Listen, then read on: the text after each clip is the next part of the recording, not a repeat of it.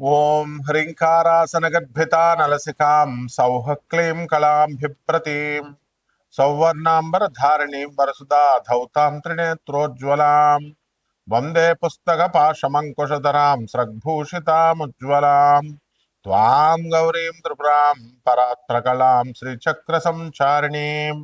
ఓం శ్రీ బెజవాడ కనకదుర్గాదేవ్యై నమః. శ్రీ దుర్గా మనకి ఈ ఈ నెలలో ఆగస్టు 2026 సంవత్సరంలో మనకి ఈ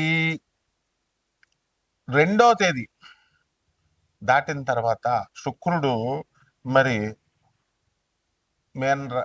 కన్యా రాశిలోకి వస్తున్నాడు. దానివల్ల ఏమవుతుంది అని అంటే, ఎవరికైతే భార్యాభర్తల మధ్య చిన్న చిన్న ఫైట్స్ అవుతున్నాయి, పెద్దగా అయిపోతాయి అన్నమాట. అలాగే ప్రేమ వ్యవహారాలు ఇవన్నీ కూడా కొంచెం ఫెయిల్ అవడానికి అవకాశాలు ఉంటాయి. అసలు ముందు దీంతో పాటు ఇంకా ఏం జరుగుతోందండి ఇప్పుడు అంటే, శని మీనరాశిలో వక్రిస్తున్నాడు. 138 రోజులు ఉంటాడు. ఇది పెద్ద మేజర్ కాస్మిక్ షిఫ్ట్ అనమాట. అలాగే నక్షత్రాల మూమెంట్ను కనుక మనం చూసుకున్నట్లయితే, ఈ యొక్క శని ఏం చేస్తాడంటే, బుధుడి యొక్క నక్షత్రం రేవతి నక్షత్రంలో ఉండి, ఆ తర్వాత మళ్ళీ తన సొంత స్టార్ అయినటువంటి సొంత నక్షత్రమైనటువంటి ఉత్తరాభాద్రానికి బ్యాక్వర్డ్గా ఆయన అక్టోబర్ 10వ తేదీన వెనక్కి వచ్చేస్తాడనమాట. అలాగే మనం చూసామండి, శుక్రుడు ఈ యొక్క సెకండ్ ప్లానెట్ అనమాట. సన్ నుంచి కనుక మనం చూసినట్లయితే, అండ్ భూమికి వచ్చేసరికి చాలా క్లోజ్గా ఉంటుంది. క్లోజ్ నైబర్, మన పక్కింటి వాళ్ళలాగా అనమాట. క్లోజెస్ట్ ప్లానెటరీ నైబర్ అనమాట. అందువల్లనే దీన్ని ఏమంటామంటే కవల బెల్ల అంటారు. భూమిలాగే ఉంటుంది కాబట్టి ఈ శుక్రుడిని కూడా. మరి ఎందువలనంటే ఒకే రకమైనటువంటి సేమ్ సైజు కాదు, ఒకేలాగా ఉంటుంది సైజులోను, తర్వాత సాంద్రతలోను, డెన్సిటీలోను.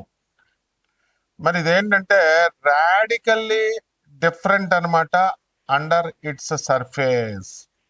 అందువలన ఈ క్రషింగ్ చేసే, నొక్కి పడేసి క్రష్ చేసేసే అట్మాస్ఫియర్ ఉంటుంది అక్కడ. మనం వెళ్తే తప్పడైపోతాం, మనం పచ్చడి నొక్కేస్తుంది, మన ఫేస్ దగ్గరికి నొక్కేస్తే, కుదించేస్తే ఎలా ఉంటుంది అట్లా. అండ్ అక్కడ స్కార్చింగ్ టెంపరేచర్స్ ఉంటాయి, భలే భయంకరమైన టెంపరేచర్స్ ఉంటాయి అనమాట. మనం మాడిపోతాం మనం. అంటే ఇంకేం ఉండదు, లడ్డే కరిగిపోద్ది, మనం ఉండవు అనమాట. ఇంకెళ్ళిపోయి పేస్ట్ ఉడకబెట్టేసి రసం అయిపోతాం, చూసారా, అలా రసం అయిపోతాం అనమాట. మనందరం తాగుతూ ఉంటాం ఈ యొక్క సూపులని, అలాగైపోతాం, జ్యూసులు సూపుల కింద. తర్వాత అండ్ హాటెస్ట్ ప్లానెట్ మొత్తం మన సోలార్ సిస్టంలో, సౌర కుటుంబంలో అందరికంటే కూడా వేడి ఎక్కువ ఉంటుంది. అందువల్ల శుక్ర వృషభ రాశి, తులారాశిలో పుట్టినటువంటి వాళ్ళందరూ కూడా మనకి వేడి శరీరం ఉంటుంది. వాళ్ళకి గ్యారంటీగా పైల్స్ కానీ హెర్నియా కానీ ఉంటాయన్నమాట. ఈ యొక్క లగ్నాల్లో కానీ, నక్షత్రాల్లో కానీ, రాసుల్లో కానీ పుట్టిన వాళ్ళకి. అదేవిధంగా ఈ యొక్క కాంప్రహెన్సివ్ బ్రేక్ డౌన్ ఉంటుందన్నమాట వీనస్.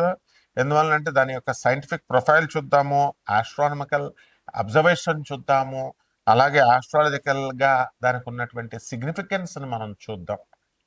మొట్టమొదటిగా ఫిజికల్ క్యారెక్టరిస్టిక్స్ని కనుక మనం చూసి, అక్కడ ఉన్నటువంటి ఎన్విరాన్మెంట్, వాతావరణాన్ని కనుక మనం చూసినట్లయితే, మనకి అట్మాస్ఫియర్ ఎలా ఉంటుందంటే, అక్కడ వాతావరణము థిక్గా ఉంటుంది, దళసరిగా. మన తర్వాత టాక్సిక్ క్లౌడ్స్ ఉంటాయి అక్కడ బ్రహ్మాండంగా. విషపూరితమైనటువంటి, అంటే కలుషితమైనటువంటి క్లౌడ్స్, మేఘాలు. మనలాగా తెల్లగా మంచి తెల్ల నీళ్ళు వచ్చేలాగా ఉండవు అక్కడ. యాసిడ్లు గీసిడ్లు పడిపోవడమే అనమాట మన పైన శుక్రుడిలో. దాంట్లో ఏంటి, మేడ్ ఆఫ్ సల్ఫ్యూరిక్ యాసిడ్ ఉంటుంది, కింద పడితే మన ముఖాలు కాలిపోతాయి అనమాట. అలాగే ఇది అందువలన వేడిని ట్రాప్ చేసి అండ్ రన్అవే గ్రీన్ హౌస్ ఎఫెక్ట్ని ఇస్తుంది, అండ్ క్రషింగ్ అట్మాస్ఫియర్ని క్రియేట్ చేస్తుంది. ఎంతంటే భూమి మీద మనం మామూలుగా నడుస్తుంటే మనకి గాలి వస్తే ఒత్తిడి చేస్తుంటే ఎంత ఉంటుందో దానికంటే 90 రెట్లు నొక్కేస్తుంది అనమాట అక్కడికి వెళితే మనం. అలాగే దాని మీద ఉన్నటువంటి సర్ఫేస్ టెంపరేచర్ని కనుక మనం చూసినట్లయితే, మనకి ఆ 465 డిగ్రీల సెంటిగ్రేడ్ ఉంటుంది. మనం ఇక్కడ 40 డిగ్రీలు వచ్చేసరికి అబ్బా ఉష్ అన్ని ఏసీ కావాలా అని ఫ్యాన్లు వేసేసుకుంటాం. 40 వచ్చేసరికి మా రాజమండ్రి వచ్చేయండి, మీకు శుభ్రంగా ఇలా కారిపోతా ఉంటాయి అనమాట చెమటలు. మేము రైల్వే కోర్ట్స్ లో చదువుకుంటున్నప్పుడు షర్ట్లు గిట్లు ఉండవు, కారిపోవడమే అంతే.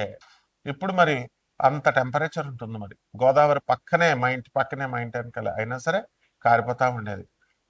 మరి అలాంటిది 900 డిగ్రీల ఫారెన్ హీట్ లేదా 465 డిగ్రీల సెంటిగ్రేడ్ వేడి ఉంటుంది. ఇది లెడ్ లెడ్ను కూడా మెల్ట్ చేసేస్తుంది, కరిగిచ్చేస్తుంది అనమాట, అంత టెంపరేచర్ ఉంటుంది. అలాగే ఎక్స్ట్రీమ్ టోపోగ్రఫీ కనుక చూసినట్లయితే ఇది డెజలేట్ ల్యాండ్స్కేప్, అంటే ఐసోలేటెడ్ గా ఉంటుంది. అది ఆ, ఒక ఒక షేప్ ఉండదు దీనికి. షార్ప్ రాక్స్ ఉంటాయి, మంచి సూదిగా రాళ్ళను పడితే గుచ్చుపడమే లోనకి.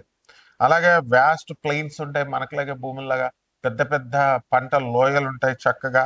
And thousands of active volcanoes ఉంటాయి, ఎప్పటికప్పుడు పేలుతా ఉంటాయి. మొన్న వైజాగ్ లో పేలింది, సముద్రంలో చూసారు వాల్కనోస్, అగ్ని పర్వతాలు పేలుతా ఉంటాయి పక్కన, మనం చూడొచ్చు ఎంచక్క.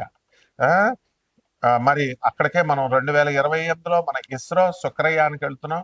అప్పుడు మన అందరం కూడా వెళ్ళొచ్చు. అప్పుడు అమెరికా, లండన్ ఎలా వెళ్తున్నామో ఆ విధంగా త్వరలో 2028 నుంచి వాళ్ళు వెళ్ళొచ్చిన తర్వాత మన శుక్రయాన్ ప్రయాణం ఇంకా అంతా ఢిల్లీ, బాంబే, అమెరికా, ఈ లండన్, ఈ ప్రయాణాలు ఉండవు. వంగా బాబా గారు చెప్పినట్టుగా బల్గేరియన్ జ్యోతిష్కరాలు, అలాగే పోతులూరు వీరబ్రహ్మేంద్ర స్వాములు వారు చెప్పినట్టు, నాస్ట్రాడామస్ ఫ్రాన్స్ కి చెందినటువంటి జ్యోతిష్కులు చెప్పినట్టు ఆ ఆ యొక్క గ్రహాలకు మనం వెళ్ళిపోతా ఉంటాం. చంద్రుడి మీదకి వెళ్ళిపోవడమే అమెరికా వెళ్తున్నట్టు. అలాగే కుజుడి మీదకి మంగళయా అని వెళ్ళొచ్చేసాం, ఇప్పుడు శుక్రయా అని వెళ్ళిపోతున్నాం. అంతే, ఇక ప్రయాణాలే ప్రయాణాలు. తర్వాత దీని ఆర్బిటాల్ మెకానిక్స్ ని, రొటేషన్ ని కనుక మనం చూసుకున్నట్లయితే వీనస్ ఏం చేస్తుందంటే దాని యాక్సిస్ మీద అది తిరుగుతూ బ్యాక్వర్డ్ లో తిరుగుతుంది. అంటే మోస్ట్ అదర్ ప్లానెట్ లా కాకుండా ఇది backward. Venus spins backward on its axis, వెనక్కి తిరుగుతుంది ఇది. అది విచిత్రమైనది compare to most other planets. అంటే ఈ sun rises in the west వాళ్ళకి, శుక్రుడి మీద ఉన్న వాళ్ళకి వెస్ట్ లో సూర్యుడు, వెస్ట్ లో ఆ పుడతాడు. అలాగే sun sets in the east అనమాట వాళ్ళకి, శుక్రుడికి. అలాగే స్లోయెస్ట్ స్పిన్ ఎంత ఉంటుందంటే 243, భూమి మీద ఉన్నటువంటి రోజుల్లో 243 కనుక పట్టినట్లయితే అది స్లోయెస్ట్ అనమాట. ఒక సంవత్సరం ఒకసారి దాని చుట్టూ అది తిరిగినట్టు, making a single Venusian day. Venus day, Venusian day అంటాం. Longer than its entire orbital year of 235 earth days. 225 days general గా, దానికంటే కూడా లాంగర్ గా 243 డేస్ పడుద్ది రొటేట్ ఒక్కసారి సూర్యుని చుట్టూ తిరగడానికి. అలాగే ఆస్ట్రానమికల్ అబ్జర్వేషన్ కనుక చూస్తే చాలా బ్రైటెస్ట్ గా ఉంటుంది. ఇది బ్రైటెస్ట్ ఆబ్జెక్ట్, దగదగా మెరుస్తా ఉంటది అనమాట.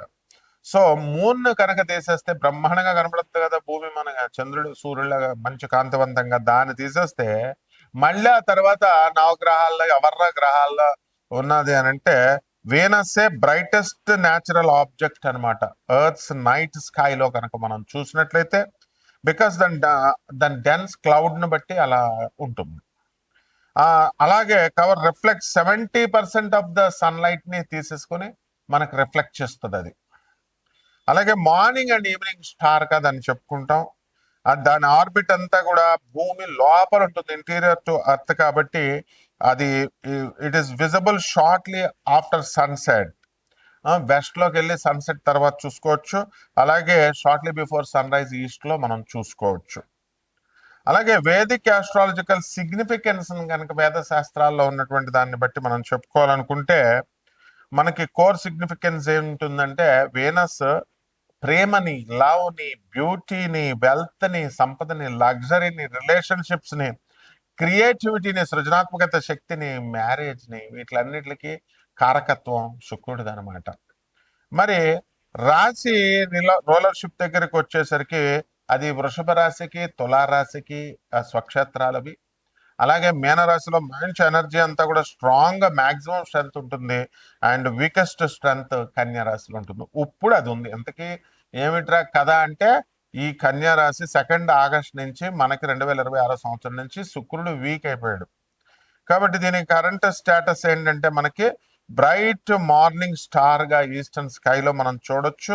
అండ్ ఆగస్టు 12న 2026 సంవత్సరంలో 6 ప్లానెట్ అలైన్మెంట్ ఒకటి మనకి కనబడబోతోంది. ఆ 6 ప్లానెట్స్ అదేమిటంటే బుధుడు, కుజుడు, గురుడు, శని, యురానస్ అండ్ నెప్ట్యూన్, ఇవన్నీ కూడా పెద్ద ఆర్చలాగా ఆకాశంలో మనకు కనబడబోతుంది. దీనివల్ల మనం ఒక్కొక్క రాశికి ఈ ఏ విధంగా ఉంటుందో మనం విడివిడిగా ద్వాదశ రాశుల వారికి చూద్దాం. ఎవరైతే ఈ యొక్క ఇదంతా కూడా మనము కోటాను కోట్ల మంది కామన్ ప్లాట్ఫారం గా గోచార రీత్యా మనం చెప్తున్నాం. వ్యక్తిగత జాతకాలు కావాలనుకునేటటువంటి వాళ్ళు మరి వాట్సాప్ లో నాకు డీటెయిల్స్ అన్ని కూడా పెట్టండి. వాట్సాప్ లో చేయండి, ఫోన్లు చేస్తే మేము అర్థం అనమాట. ఎందుకంటే ఎక్కడ బయట ఉంటాం. మీకు ఏం కావాలో సమస్య వాయిస్ మెసేజ్ కానీ లేదా వాట్సాప్ లో పెట్టండి. ఒక్కొక్క రాశి వారికి ఎలా ఉంటుందో చూద్దాం. కుంభరాశి, ఈ కుంభరాశి వారికి అందరికీ కూడా మనకి ఏలినాటి శని జరుగుతుంది మొట్టమొదటిగా. రెండవది శని వక్రించాడు. అండ్ ఈ శని వక్రించినప్పుడు మనకి కుంభరాశి వారికి అందరికి కూడా ఎక్కువ ప్రమాదాలు ప్రమోదాలు జరగడానికి అవకాశాలు ఉన్నాయి. దానికి తోడు ఈ శుక్రుడు కూడా నేచపట్టి ఉండడము, అందువల్ల కన్యారాశిలో ఉన్నటువంటి తనకి ఏమవుతుందంటే స్త్రీలతో దెబ్బలాటలు, అపోహలు ఇవన్నీ కూడా రావడానికి అవకాశాలు ఉంటాయి. కాబట్టి భార్యలతో, అత్తగారులతో అలా వీళ్ళందరితో కూడా కాస్త మనస్పర్ధలు, డిఫరెన్సెస్ రావడానికి అవకాశాలు ఉంటాయి. అదేవిధంగా ఈ యొక్క కేతువు మనకి సింహరాశిలో ఉన్న కారణంగా మనకి భార్య యొక్క ఆరోగ్యం గురించి మీరందరూ కూడా ఆలోచించడం అనేటటువంటిది చేస్తారు. అలాగే ఈ రాశి వారికి మరి ఆదాయాలు నల్లిఫై అయిపోతాయి. ఈ ఏలినాటి శని ప్రకోపించడం వల్ల, శని వక్రించడం వల్ల గతం కంటే కూడా ఈ నెలలో ఇప్పుడు ఈ టైం డిసెంబర్ 10th వరకు ఆదాయాలు తగ్గుముఖం పట్టడానికి అవకాశాలు ఉంటాయి. కాబట్టి ఈ రాశి వారికి రైతులు ఎవరైతే ఉన్నారో అటువంటి వాళ్ళందరూ కూడా కమర్షియల్ క్రాప్స్ దిశగా వీళ్ళు వేసుకోవడం అనేటటువంటిది చేయాలి. అలాగే జన్మంలో ఉన్నటువంటి రాహుగ్రహ ప్రభావం వల్ల కొన్ని సైకలాజికల్ డిజార్డర్స్ అనేటటువంటిది వీళ్ళకి రావడానికి ఎక్కువ అవకాశాలు ఉన్నాయి. కాబట్టి ఎవరిని నమ్మకుండా, మిమ్మల్ని మీరు నమ్ముకోకుండా, ఈ యొక్క కాన్సన్ట్రేషన్ అనేటటువంటిది లేకుండా ఏం చేయాలో తెలియని విధంగా డైలమాలో ఉండడం అనేటటువంటిది కుంభరాశి వారు చేయడం జరుగుతుంది. అయితే దీనికి సంబంధించి కుంభరాశి వారు వాళ్ళ యొక్క ధనస్థానంలో ఉన్నటువంటి శని వక్రించడం వల్ల అన్యాయార్జితమైనటువంటి ధనం రావడానికి అవకాశాలు ఉంటాయి. లీగల్గా రావు, ఇల్లీగల్గా రావడానికి అవకాశాలు ఉంటాయి. అందువల్ల ఎవరైతే ఇల్లీగల్ రిలేషన్షిప్లో ఉన్నారో అటువంటి వాళ్ళందరూ కూడా ఇమ్మీడియట్ వాళ్ళ రిలేషన్స్ని మీరు బ్రేకప్ చేసుకోవాలి. లేకున్నట్లయితే తప్పకుండా మీ భార్యలకు రెడ్ హ్యాండెడ్గా దొరికిపోవడము, తర్వాత సమాజంలో మీరు గౌరవ ప్రతిష్టలు అనేటటువంటి కోల్పోవడానికి అవకాశాలు ఉంటాయి. అదేవిధంగా ఈ యొక్క ఏలినాటి శని జరుగుతున్నప్పుడు మీకు ఈ యొక్క అపవాదులు, అపనిందలు పడిపోవడానికి అవకాశాలు ఉన్నాయి. అందులో శుక్రుడు కూడా నేచపెట్టి ఉన్నాడు. కాబట్టి అస్సలు ఆడవాళ్ళ వైపు వెళ్ళకండి, వాళ్ళతో మాట్లాడకండి. చాలా కేర్ఫుల్గా కుంభరాశి వారు ఉండాలి. ఉద్యోగాల్లో చేస్తున్నటువంటి వాళ్ళకు టీఏలు అరియర్స్ అన్నీ వచ్చినప్పటికీ కూడా ఇంకా మాకు బెనిఫిట్స్ రాలేదు అనేటటువంటి అసంతృప్తి అనేటటువంటిది ఉంటుంది. కాబట్టి ఈ రాశి వారికి మరి కొన్ని ఈ వైరల్ ఇన్ఫెక్షన్స్ రావడానికి అవకాశాలు ఉంటాయి. అండ్ మానసికంగా కొంచెం సైకలాజికల్ ప్రాబ్లమ్స్ కూడా రావడానికి అవకాశాలు ఉంటాయి, డిప్రెషన్ ఇవన్నీ కూడా. కాబట్టి అటువంటి వాళ్ళందరూ కూడా మరి చక్కగా కుంభరాశి వాళ్ళు డిప్రెషన్కి వెళ్ళకూడదు. ఈ డిప్రెషన్కి వెళ్ళడం ద్వారా నిరాశ, నిస్పృహ అనేటటువంటిది రావడానికి అవకాశాలు ఉంటాయి. కాబట్టి మీరు అవసరమైతే డిప్రెషన్ వచ్చినటువంటి వాళ్ళు మరి 10 మందితో కలిసి ఉండడము, మందు పార్టీలు ఇవన్నీ చేసుకున్నా ఏం తప్పులేదు.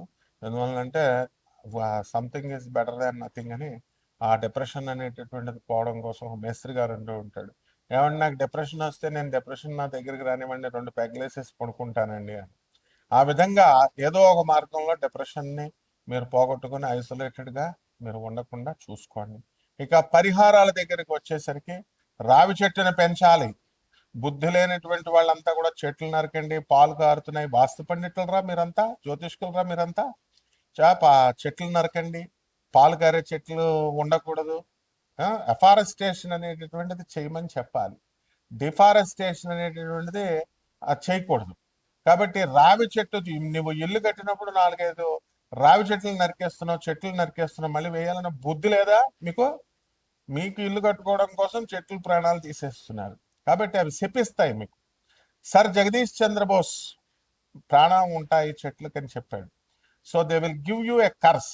సో ఎన్ని చెట్లనైతే మీరు నరికారో అన్ని చెట్లని వేయాల్సినటువంటి బాధ్యత మీకు ఉంటుంది. లేకపోతే మీ వంశం అంతా కూడా అది పీడిస్తుంది.